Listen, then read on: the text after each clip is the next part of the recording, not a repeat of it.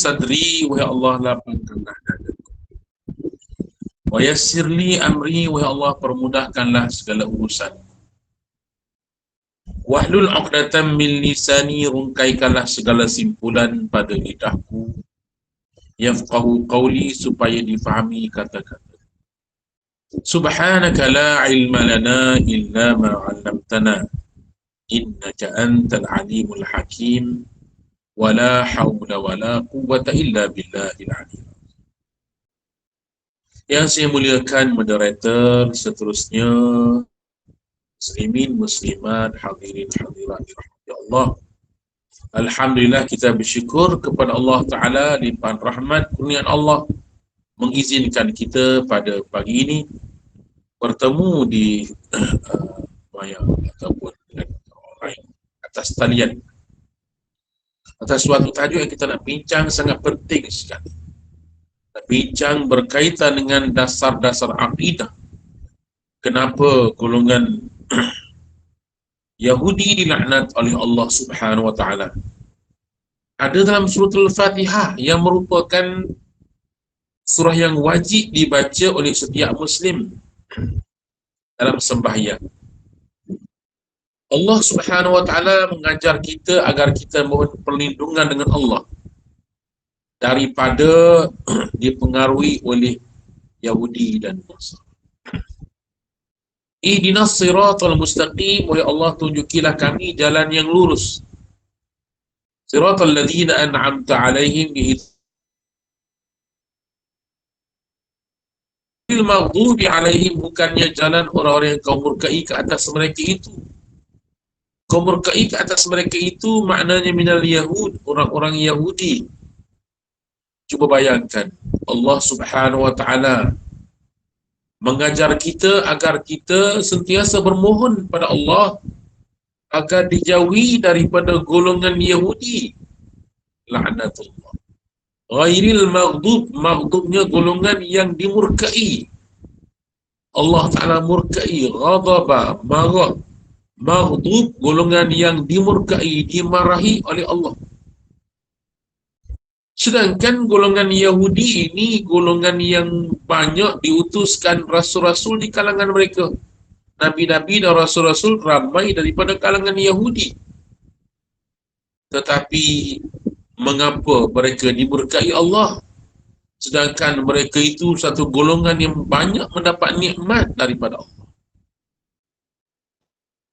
Kerana mereka tidak bersyukur kepada Allah. Mereka mengingkari rasul-rasul yang diutuskan oleh Allah kepada mereka. Yaqtulunan nabiyyina bighairil haqq. Mereka membunuh nabi-nabi dengan cara tidak sebenar. Mereka yaftaruna 'ala Allahil kadzib. Mereka mengada-adakan cerita pendustaan terhadap Allah Subhanahu wa taala. Nanti kita akan bincangkan apakah pendustaan yang mereka lakukan dalam kitab-kitab, termasuk mengubah ayat-ayat Allah dalam kitab-kitab. Ghairil maghdubi 'alaihim, bukannya golongan yang engkau murkai ke atas mereka itu, wahai Allah, waladhdallin, dan bukan juga golongan yang sesat. Jadi kita mohon kepada Allah Ta'ala agar Allah Ta'ala jauhi kita daripada meniru sikap perangai orang-orang Yahudi. Jangan terpengaruh dengan mereka. Lalu menyebut bukannya jalan Yahudi dan Nasara, bukan jalan Yahudi dan Nasara. Bagaimana kita boleh terpengaruh dengan mereka sedangkan lidah menyatakan tak mahu? Kenapa perbuatan masih terikut? Ini tidak lain melainkan umat Islam sendiri tidak menghayati apakah maksud surah Al-Fatihah itu. Apakah maksud ghairil maghdubi 'alaihim waladhdallin? Tengok dalam ayat-ayat yang lain yang mana Allah Subhanahu wa taala menyatakan la tajidanna ashaddan nasi 'adawatan lil ladzina amanu al-yahuda wal ladzina asyraku وَلَتَجِدَنَّ أَقْرَبَهُمْ مَوَدَّةً لِلَّذِينَ آمَنُوا الَّذِينَ قَالُوا إِنَّا نَصَارَى. صدق الله. La tajidanna, demi sesungguhnya kamu akan pasti akan dapati. Asyaddan nas, manusia yang paling kuat permusuhan mereka, adawatan lil ladzina amanul yahud. Golongan yang paling kuat menyatakan penentangan mereka terhadap umat Islam ialah nombor satu ialah Yahud, orang Yahudi. Kuat bermusuhan dengan orang Yahudi. Orang Yahudi kuat bermusuhan dengan umat Islam. Mereka sangat benci. Bahkan berapa orang sahaja yang memeluk Islam di zaman Nabi SAW, mereka sanggup mendustakan ayat-ayat Allah Subhanahu Wa Taala. Mereka sanggup mengingkari Rasulullah SAW, sedangkan Rasulullah SAW diutuskan untuk sekalian manusia. Kita lihat lagi dalam ayat yang lain, Allah Subhanahu Wa Taala menyatakan, "Walan tarda 'ankal yahud walan nasara hatta tattabi'a millatahum. Qul inna hudallahi huwal huda." Tarda, dan sesungguhnya selama-lamanya, selama-lamanya orang-orang Yahudi itu tidak akan redha kepada kamu. Selama-lamanya tarda, tidak akan meradai kamu orang-orang Yahudi itu.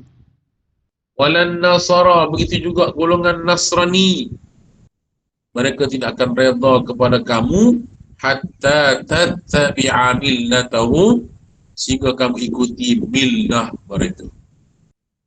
Millah mereka maknanya ajaran mereka, agama mereka, kehendak mereka yang mereka reka-rekakan, menciptakan itu.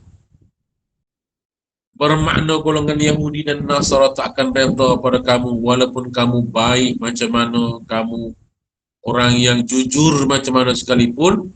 Selagi mana kamu tidak mengikut ajaran mereka, mereka tidak akan redha pada kamu. Siapa beritahu? Allah yang beritahu. Allah yang mengetahui isi hati mereka itu, bahawa mereka tidak akan redha kepada kamu orang Islam. Jangan kamu mencari-cari, selalu mencari-cari keredaan mereka, sebab mereka tidak akan redha pada kamu. Sehinggakan kamu tinggal ke Islam, sehinggakan kamu jauhi amalan-amalan Islam. Jangan kamu berdamai bersama Islam. Itu kehendak Yahudi. Sebab tu lihatlah di tanah Arab, berapa ramai negara-negara Arab di tanah Arab sana di Timur Tengah. Saudi dengan Saudinya, Mesir dengan Mesirnya, Jordannya dengan Libyanya, dengan berbagai-bagailah negara yang kaya makin kaya, yang miskin juga tak miskin. Sedangkan mereka tidak akan membantu antara satu sama lain, mereka berpecah belah. Tidak lain melainkan peranan yang dimainkan oleh orang-orang Yahudi. Peranan merosakkan, bahkan Arab bertelagah sesama sendiri, tidak ada lain melainkan peranan yang dimainkan oleh orang.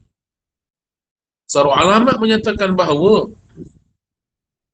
seandainya ada orang Yahudi, dua orang yang berbicara, tidak lain yang mereka bincangkan melainkan mereka bincang untuk memusuhi Islam.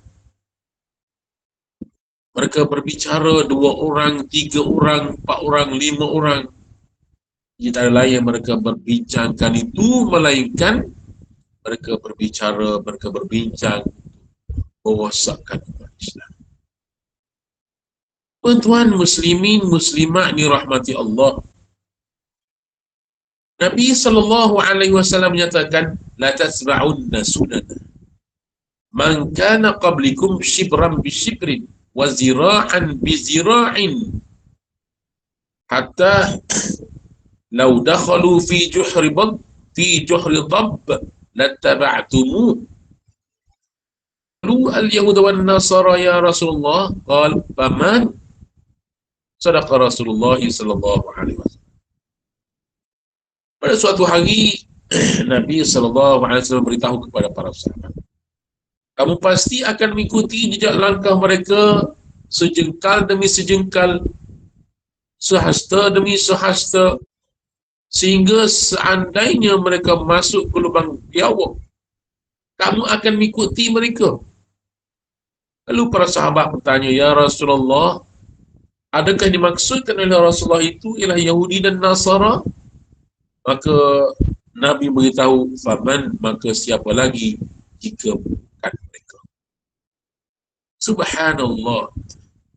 Para hadirin pendengar sekalian, dalam ayat-ayat suci Al-Quran dan hadis Nabi dapatlah kita fahami bahawa betapa dahsyatnya kebencian orang-orang Yahudi terhadap Islam. Sebenarnya tuan-tuan, ibu-ibu, kakak yang saya hormati sekalian, yang mereka bencikan terhadap Islam ini tidak lain melainkan kebencian dalam hati mereka. Allah Ta'ala beritahu, kuffaran hasadan min indi anfusihim, kekafiran dan hasad dengki yang menebal dalam hati mereka, min indi anfusihim, daripada jiwa mereka sendiri. Memang jiwa mereka tak pernah redha, tak pernah setuju, tak pernah berkenan dengan bangsa lain. Sebab dalam i'tiqad orang-orang Yahudi ini, mereka menyatakan bahawa Allah jadikan alam semesta ini untuk orang Yahudi sahaja. Bahkan mereka menyatakan bahawa وَقَالُوا لَنْ يَدْخُلَ الْجَنَّةَ إِلَّا مَنْ كَانَ هُودًا أَوْ نَصَارًا. Ini Allah yang beritahu. Mereka mendakwa bahawasanya tidak akan masuk syurga buat selama-lamanya melainkan golongan Yahudi. Golongan lain walaupun baik mereka itu, walaupun mulia keturunan sekalipun, mereka tak akan dapat masuk syurga. Ini i'tiqad yang mereka pegang. Sedangkan Nabi tak pernah menyatakan demikian. Nabi Musa tak pernah berkata demikian. Nabi Isa tak pernah mendakwakan demikian. Bahkan Nabi-Nabi terdahulu tak pernah menyatakan. Ini yaftaruna 'ala Allahil kazib. Mereka sengaja mengada-adakan pendustaan terhadap Allah Subhanahu wa taala. Muslimin muslimat dirahmati Allah, kuffaran hasadan min indi anfusihim. Sebenarnya Nabi Isa alaihissalam dah beritahu tentang kedatangan Nabi akhir. Nabi Isa berkata, ya Bani Israel, inni Rasulullah ilaikum. Wahai Bani Israel, aku ini adalah Rasul yang diutuskan oleh Allah. Musaddiqul lima baina yadayya minat Taurah. Aku juga membenarkan kitab-kitab terdahulu daripada kitab Taurat. Membenarkan kedatangan kitab Taurat yang diturunkan kepada Nabi Musa alaihissalam. Wa basyiran bi rasulin ya'ti, dan aku membenarkan rasul yang akan datang selepas daripadaku ini, mim ba'di ismuhu Ahmad, selepasku rasul itu bernama Ahmad ataupun. Jadi cuma tak diberitahu Muhammad itu daripada keturunan mana. Orang Yahudi menyatakan golongan kita, mesti Nabi akhir zaman golongan. Orang Nasrani pula mendakwa bahawa mesti Nabi akhir zaman daripada kalangan kita. Mereka saling berbalah, saling berbangga, berdabik dada antara satu sama lain, mengharapkan Nabi akhir zaman itu dari mereka. Sebab janji dalam kitab terdahulu, dalam janji daripada Allah dan Rasul ialah umat Islam akan bawakan kemenangan dan kejayaan. Menyebabkan mereka menunggu-nunggu yang diinginkan kemuliaan dengan datang Nabi akhir zaman itu. Orang-orang Kristian, Nasara juga mengharapkan kemuliaan dengan datang Nabi akhir zaman itu. Tiba-tiba dalam masa mereka mengharap-harapkan itu, dengarlah, tersiaplah berita Nabi akhir zaman sudah muncul. Dilahirkan bukan daripada kalangan Yahudi, bukan kalangan Nasrani, tapi Arab Quraisy di Makkah. Mereka sangat tidak berpuas hati. Mereka tidak berpuas hati dan mereka sangat rasa kecewa. Disitulah lahir mereka cara terang-terang mereka mengingkarinya. Falamma ja'ahum bil bayinat qalu hadza sihrun mubin. Apabila Nabi akhir zaman itu datang kepada mereka membawa bayinat, keterangan-keterangan yang nyata, baca Quran pada mereka, mukjizat-mukjizat yang Allah Ta'ala berikan kepada Nabi kita sallallahu alaihi wasallam, dan banyak lagi lah apa yang mereka tanya Nabi dapat jawab dengan baik. Mereka sengaja menduga dan Nabi dapat jawab dengan baik, namun mereka tidak mahu beriman. Ini kerana tidak lain melainkan menebal dalam hati mereka kebencian dan keangkuhan kesombongan. Kerana mereka mendakwa nahnu abna'ullahi wa ahibba'u, kami ini adalah anak-anak kesayangan Allah. Kami adalah anak-anak kesayangan Allah. Dakwanya mereka. Bahkan mereka menyatakan bahawa dunia ini Allah jadikan untuk orang-orang Yahudi sahaja. Golongan lain hanya menumpang sahaja hidupnya.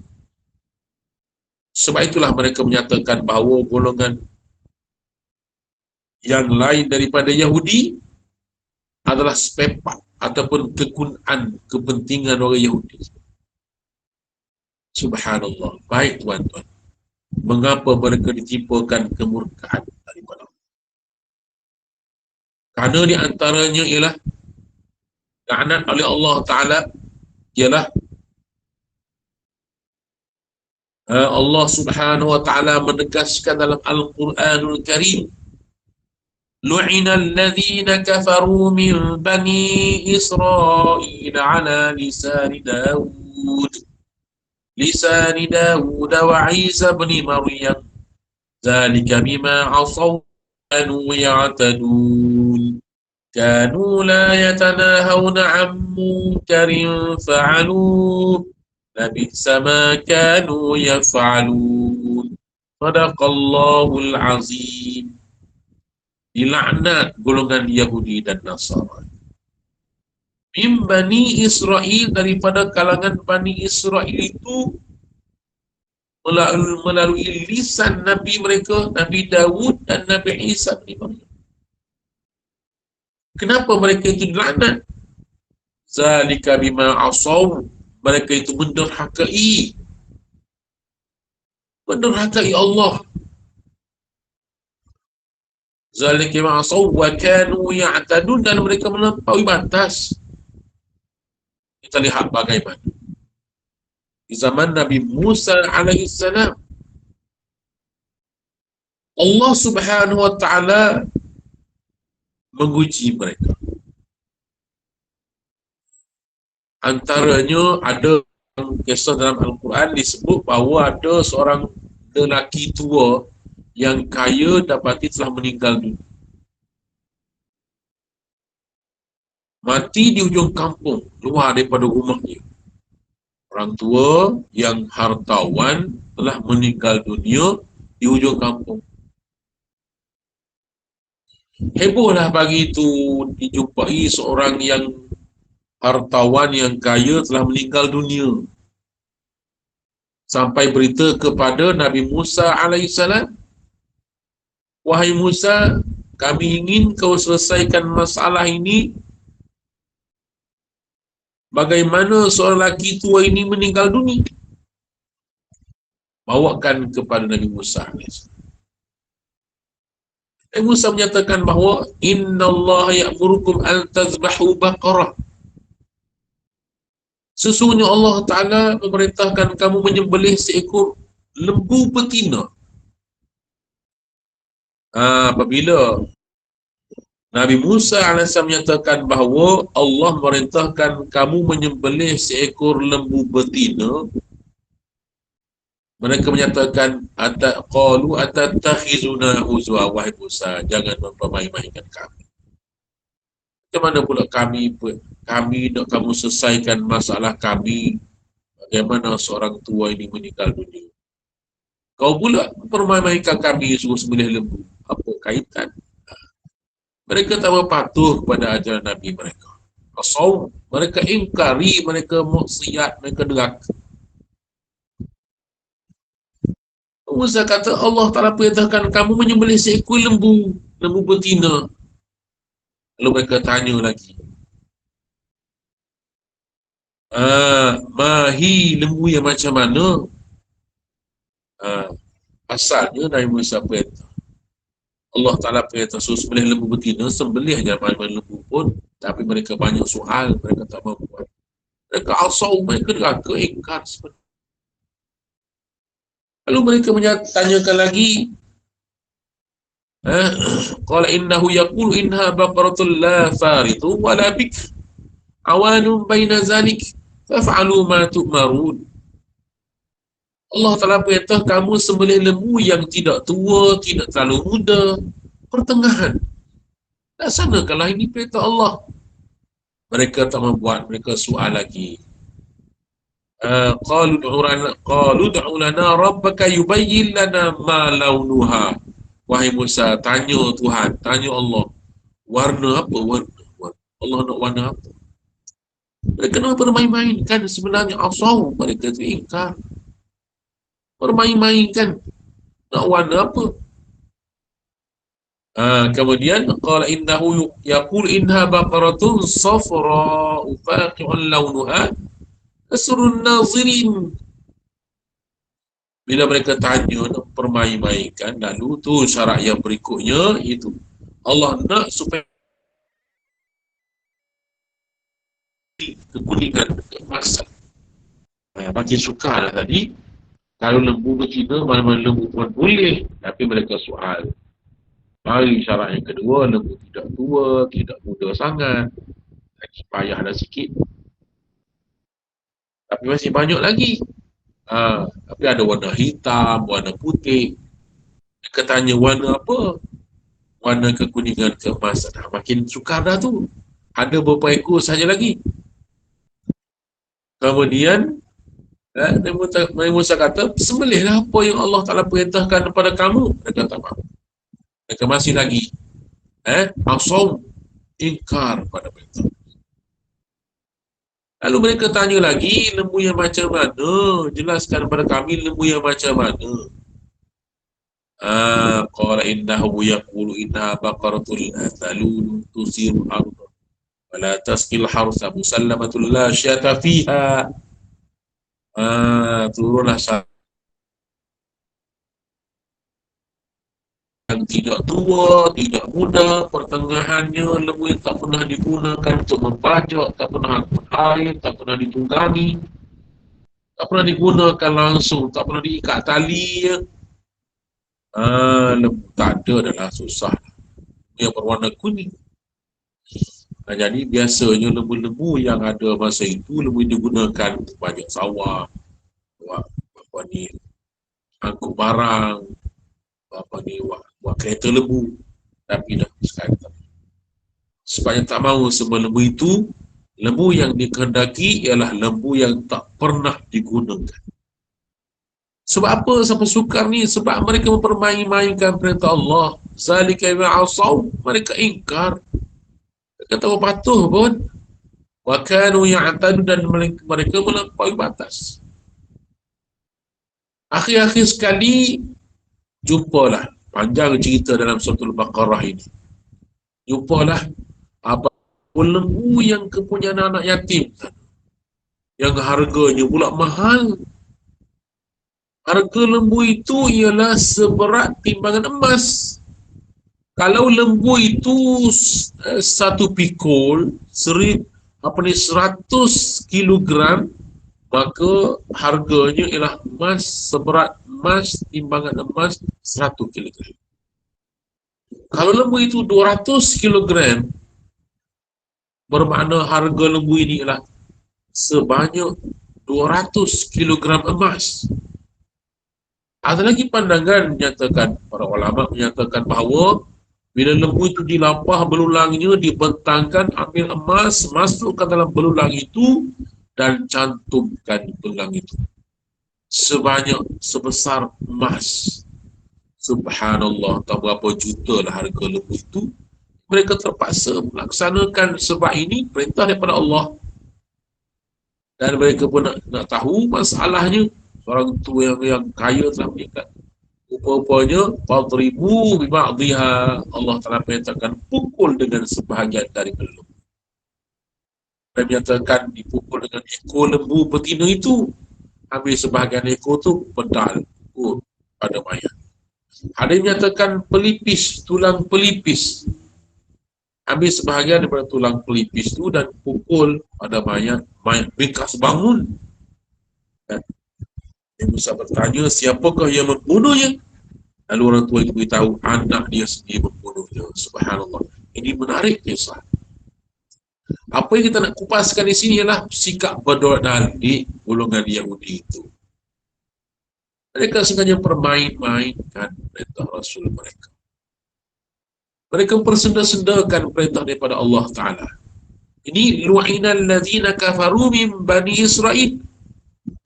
Antara punca mereka itu dilaknat oleh Allah Ta'ala kerana mereka mempermain-main. Pandang remeh saja. Kanu ya'tadu, dan mereka melakukan. Dan lagi tuan-tuan sidang hadirin dirahmati Allah sekalian, kenapa golongan Yahudi ini dilaknat Allah? Antaranya mereka menyatakan yaftaruna 'ala Allahil kadzib. Sikap mereka itu suka melakukan pendustaan terhadap Allah. Wa yaquluna 'ala Allahil kadziba wa hum ya'lamun, sedangkan mereka mengetahuinya.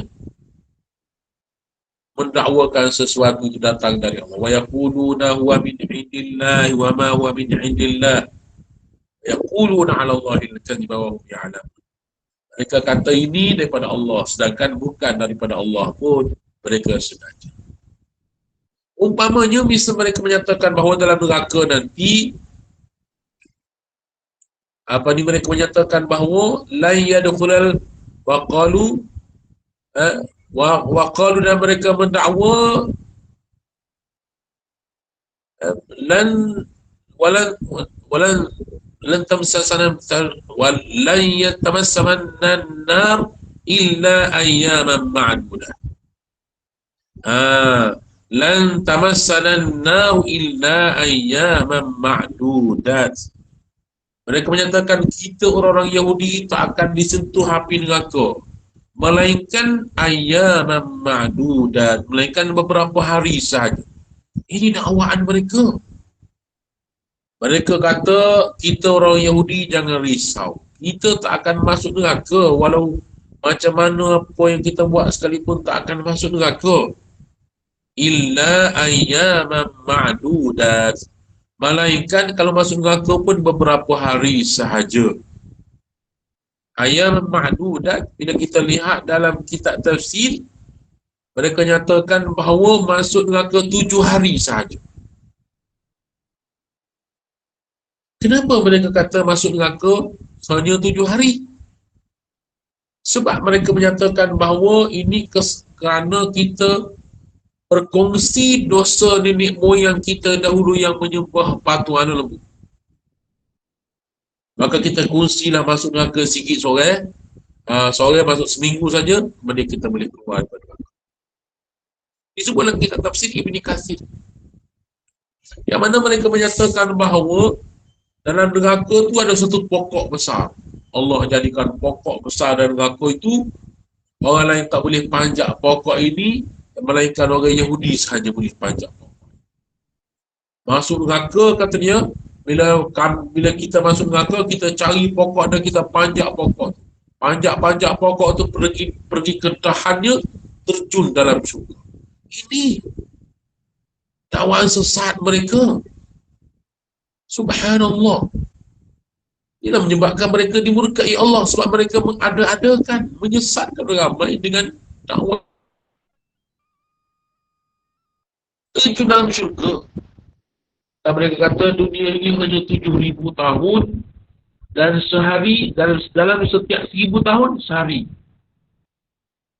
Maksudnya, oleh kerana 7,000 tahun umur dunia ini setelah Nabi Adam diturunkan sampai kiamat hanya 7,000 tahun, bermakna kita hanya masuk neraka 7 hari sahaja. 1,000 tahun sehari masuk. Di 7,000 tahun 7 hari sahaja masuk. La hawla wa la quwwata illa billah. Ini antara punca mereka dimurkai Allah. Jika dalam surah Al-Fatihah selalu kita baca yang mana ghairil maghdubi alaihim, ya Allah, jangan kau tunjuki kami jalan orang-orang yang kau murkai atas mereka itu. Waladhdallin, kami tak mahu golongan yang sesat. Subhanallah. Muslimin muslimah ini rahmati Allah sekalian. Menggambarkan bahawa golongan Yahudi sampai ke tahap itu. Dari mana sebenarnya golongan Yahudi ini? Golongan Yahudi ataupun Bani Israel ini ialah daripada keturunan Nabi Yaqub AS. Sebab Nabi Yaqub digelar sebagai Israel. Bani Israel maknanya anak cucu kepada Nabi Yaqub. Nabi Yaqub itu siapa? Nabi Yaqub itu adalah cucu kepada Nabi Ibrahim alaihissalam. Nabi Yaqub bin Ishaq bin Ibrahim. Oh, Nabi Yaqub itu cucu kepada Nabi Ibrahim alaihissalam melalui anak yang bernama Ishaq. Ibu Nabi Ishaq bernama Sarah. Tinggal di Palestin. Dan Nabi Yaqub ini punyai 12 orang anak. 10 orang anak, adik-beradik yang Nabi Yaqub yang kedua yang dapat anak 2 orang, iaitu Nabi Yusuf dan Bunyamin. Yusuf dan Bunyamin. Maka Nabi Yusuf alaihissalam ini adalah cicit kepada Nabi Ibrahim alaihissalam. Maka berkembang situ daripada keturunan Bani Israel dan daripada keturunan anak Nabi Yaqub itulah tinggal di Mesir, kan? Kisah Nabi Yusuf itu dia bawa semua keluarga dia datang ke Mesir. Maka hiduplah membesar, membiak mereka di bumi Mesir. Jika sampai satu masa datang pemerintahan Fir'aun di Mesir itu menyiksa, membunuh dan membunuh anak-anak lelaki mereka. Hingga kan Allah Ta'ala mengutuskan Musa AS menyelamatkan Bani Israel daripada cengkaman yang selamat menyeberangi Laut Merah semua itu. Itu kisah yang dalam kesempatan yang lain kita akan bicara. Ini asal usul. Sebenarnya mereka telah diberi nikmat banyak oleh Allah. Wa iz najjaynakum min ali fir'auna yasumunakum su'al 'azab. Kamu ingatlah, kata Allah, bagaimana Allah Ta'ala telah menyelamatkan kamu daripada kekanasan Fir'aun. Fir'aun bertindak zalim ke atas kamu. Fir'aun menyembelih anak-anak lelaki kamu. Dalam kitab Bahrul Mazi, syarah bagi Sahih Imam Tirmizi, menyatakan bahawa beribu-ribu kanak-kanak lelaki Bani Israel disembelih oleh Fir'aun. Disembelih oleh Fir'aun. Ramai, bukan 4-5 orang. Itu disebutkan dalam Al-Quran, ribuan bayi Bani Israel disembelih oleh Fir'aun dengan sewenang-wenang. Lahir daripada ibu mereka, tengok lelaki terus disembelih.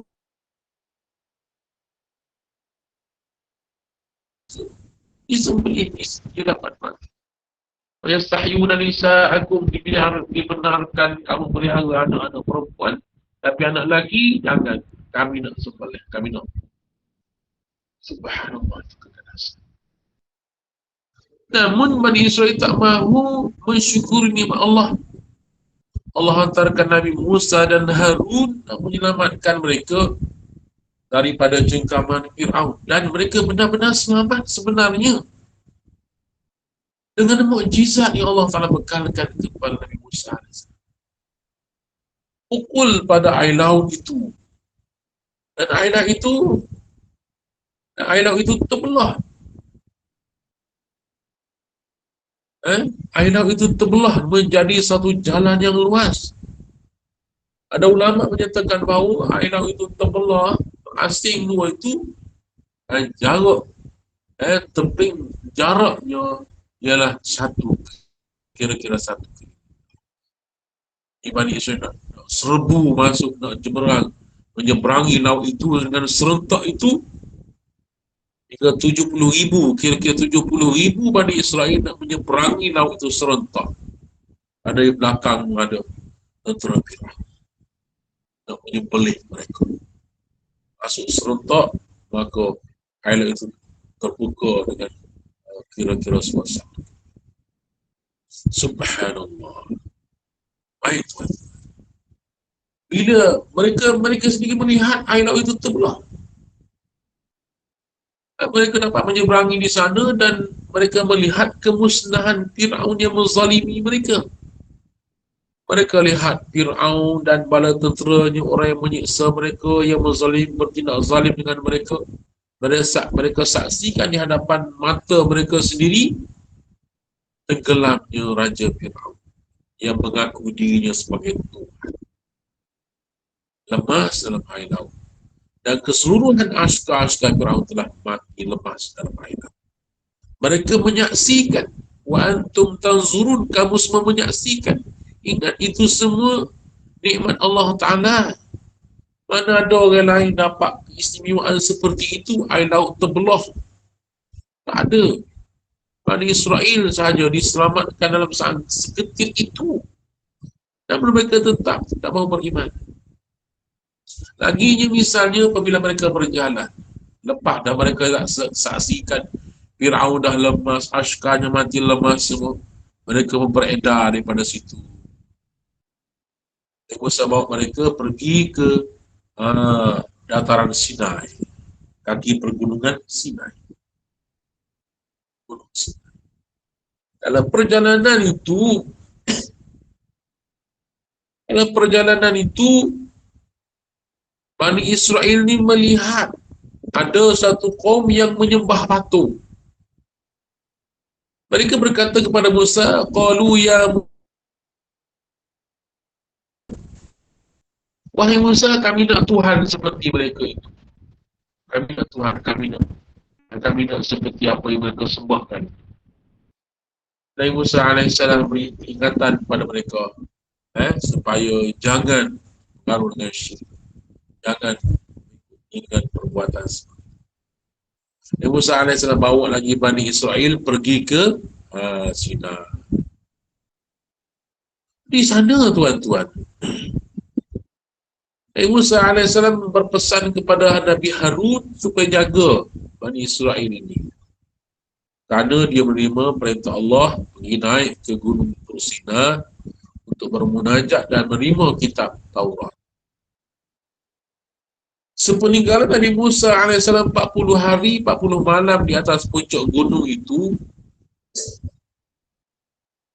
apa jadi dengan Bani Israel ni?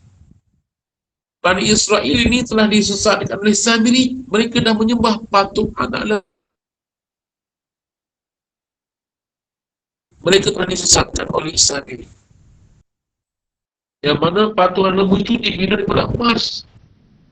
Yang Bani Israel bawa emas bersama-sama dengan mereka, lalu Samiri cairkan dan buat patung anak lembu, dan Samiri menyatakan inilah Tuhan. Tambah-tambah lagi ada menyatakan bahawa Samiri menggunakan sihir ataupun iblis yang masuk dalam rongga bulu anak lembu itu mengeluarkan satu bunyi yang menyebabkan semuanya jadi seperti terpukau, dan mereka semua pergi sembah patung anak lembu. Subhanallah. Padahal baru saja mereka melihat kebesaran Allah Ta'ala. melalui mukjizat Nabi Musa alaihissalam, mereka menyaksikan betapa air laut itu terbelah. Mereka dapat menyeberangi. Firaun berkesan. Subhanallah. Itulah di antaranya mereka dilaknat oleh Allah kerana mereka ma'asaw wa kanu ya'tadun kanu la yatanahawna 'an munkarin fa'alu. Bisa ma kanu yaf'alun. Ada lagi sebab-sebab yang lain. Mereka tidak mencegah kemungkaran yang berlaku, yang mereka lakukan di kalangan mereka. Dan sebut lagi di antara kemusnahan dilaknat oleh Bani Israel ini kerana fitnah yang menunda di kalangan mereka. Nabi beritahu bahasanya musnahnya Bani Israel itu kerana perempuan-perempuan mereka. InsyaAllah kita akan sama dalam sini pengajian akan datang. Banyak lagi perbahasan yang kita nak bincangkan berkaitan dengan kezaliman ataupun kejahatan ataupun betapa kerasnya hati mereka itu. Sehingga kerana Allah Ta'ala menyatakan, Allah menyifatkan hati mereka itu keras seperti batu. Hati mereka itu lebih keras atau asyaddu qaswah, ataupun lebih keras daripada batu. Subhanallah, dahsyatnya golongan ini. Oleh itu tuan-tuan muslimin muslimat dirahmati Allah, marilah kita berdoa kepada Allah Ta'ala agar Allah Ta'ala memberikan kepada kita semua kekuatan untuk menggenggam beramal dengan Islam ini. Jangan kita campur aduk dengan ajaran-ajaran sesat yang dibawa oleh Bani Israel ataupun Yahudi. Sebenarnya banyak perkara-perkara yang telah menular dalam masyarakat kita yang telah ditaja oleh Yahudi itu. Dengan Ratu Cantiknya, filem-filem barat yang mereka tonjolkan itu unsur-unsur mengagung-agungkan Yahudi. Mereka menghina Islam, mereka menonjolkan budaya-budaya sesat, lalu banyak dicontohi oleh remaja-remaja kita. Banyak dicontohi oleh masyarakat kita. Marilah kita berpegang pada agama Islam yang sebenarnya. Belajarlah Al-Quran, tadabbur akan maknanya, bacalah hadis-hadis Nabi sallallahu alaihi wasallam.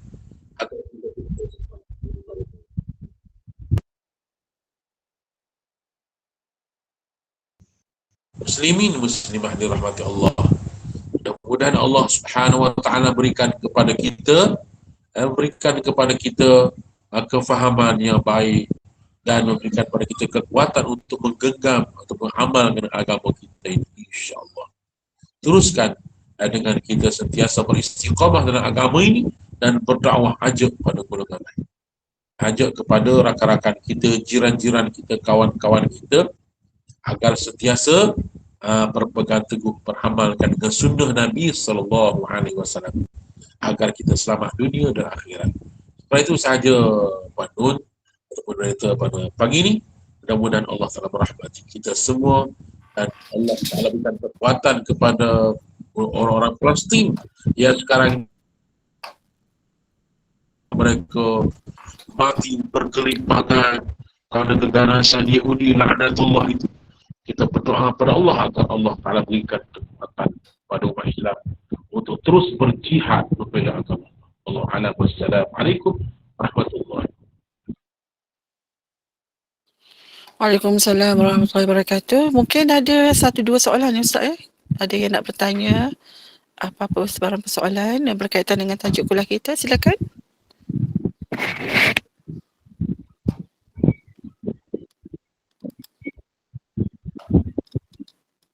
Ada tak nak bertanya?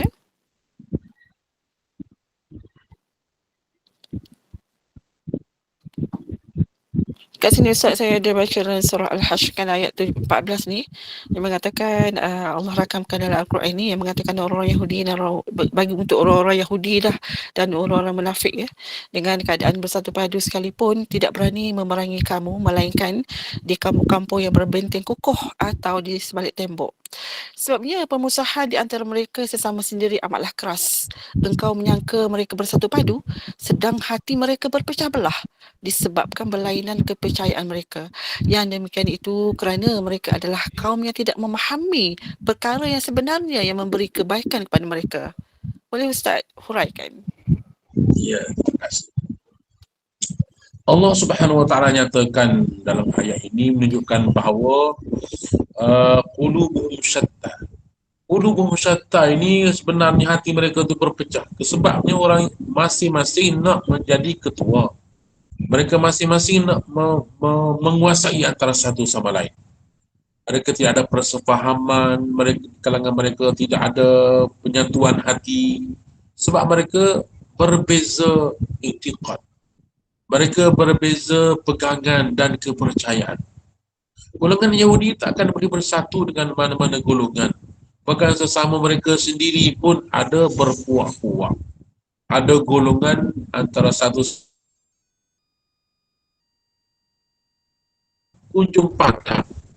Misalnya kita kata golongan Yahudi dan Yahudi pun ada beberapa golongan. Yahudi itu dan mereka juga tak boleh bersatu sama Yahudi.